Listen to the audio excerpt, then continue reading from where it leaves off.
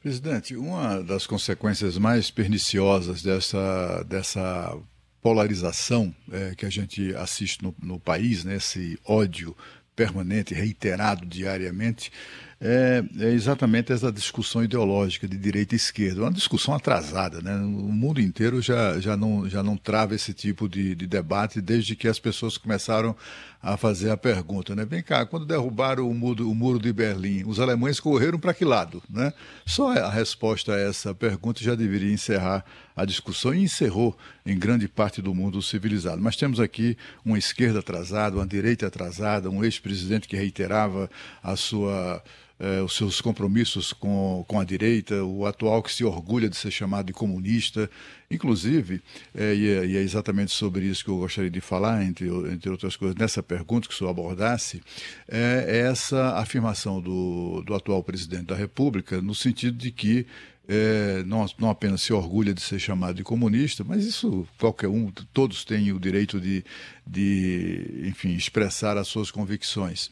Mas ele fez uma declaração muito preocupante, que ele não a fez durante a campanha, no sentido de que do enfrentamento aos conceitos de patriotismo, de família e etc. E eu sei que são temas muito caros à sua história.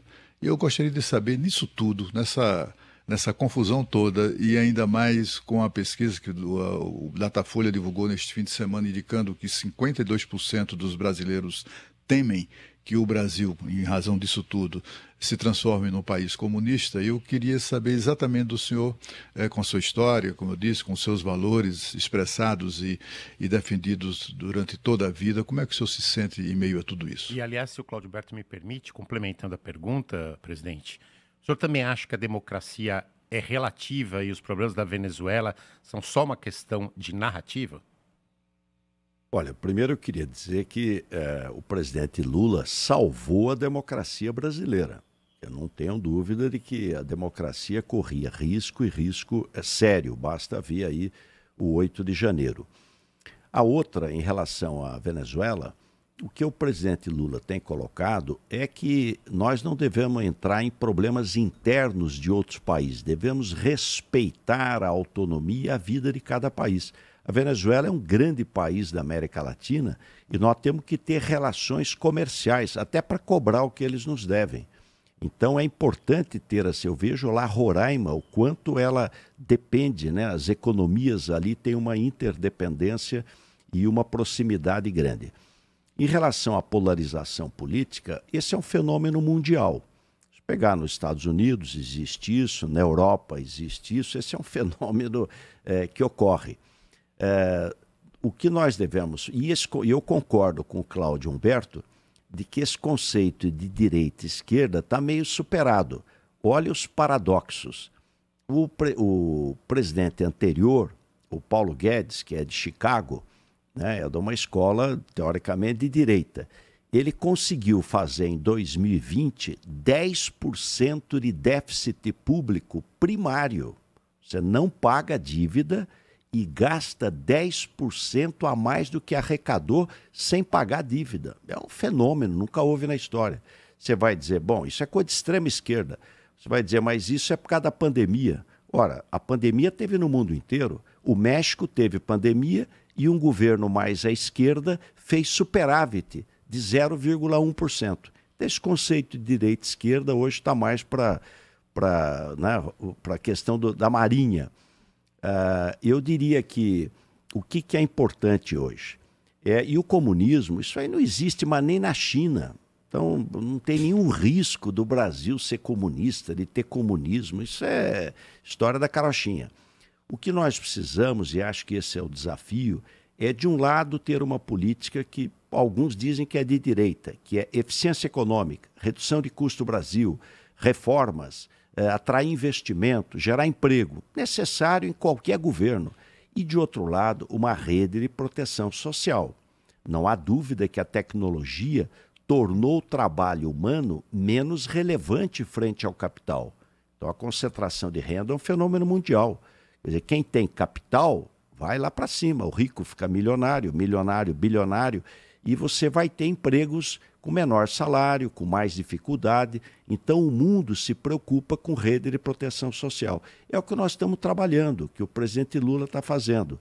De um lado, reformas estruturantes que precisam sair do papel, não são fáceis, mas precisam sair do papel, e de outro lado uma rede de proteção social. 70% dos aposentados e pensionistas do Brasil ganham um salário mínimo. Você imagine uma pessoa idosa, mulher ou marido idoso, às vezes sem casa própria, ter que viver com R$ 1.320. Quer dizer, é em cima deles que nós vamos fazer ajuste fiscal? Não. Então, eu não vejo como incompatível. Eu acho que há uma sinergia. Nós temos que ter uma agenda de eficiência econômica, de reformas estruturantes e redução de custo Brasil. Concordo com o que foi dito. A redução de imposto não vai resolver a indústria automobilística. Agora, enquanto não resolve, vamos salvar o emprego. O que vai salvar é acordo internacional, é reforma tributária, é redução de custo Brasil, é produtividade melhor, um conjunto de fatores, juros mais baixos, tudo câmbio competitivo, né? Um conjunto de medidas. Agora, se me Presidente, permite, eu queria Sônia, continuar um pouquinho nesse assunto. Só para complementar essa pergunta aqui, tem a ver ainda com a questão ideológica, que é a questão da democracia, né? Que é um ponto que o senhor não tocou. O presidente Lula disse que a democracia é relativa. Aliás, uma frase já usada pelo ex-presidente Emílio Garrastazu Médici, né? Com um Congresso fechado. O senhor concorda que a democracia é relativa? O senhor não acha que o presidente ainda tem uma sensação de revanchismo, um desejo de revanchismo muito forte em alguns momentos? Sabino, nós precisamos ter sempre um certo cuidado de pegar frases, né? Pegar frases assim que acabam até soltas. Eu acho que a história de vida do presidente Lula mostra o seu compromisso com a democracia. Aliás, se não fosse a democracia, um metalúrgico, uma pessoa de berço humilde, de Pernambuco, que veio para cá com uma mãe viúva em dificuldade, não seria presidente da República. Ele é fruto da democracia, tem compromisso com a democracia. O que nós precisamos é aperfeiçoar a democracia. E aqui eu quero colocar aqui uma reforma importante, que é a reforma política. Porque nós temos sigla de mais e partido de menos. Claro que isso dificulta a governabilidade. Dificultou a governabilidade do governo anterior, dificulta do atual e vai dificultar do futuro. É preciso ter cláusula de barreira mais eficiente, mais rápida, ter menos partidos, mais programáticos e que vão ajudar a governabilidade. No mundo inteiro você tem 2, 3 grandes partidos preparados para alternância no poder e mais 2 ou 3 partidos menores que acabam ajudando na governabilidade.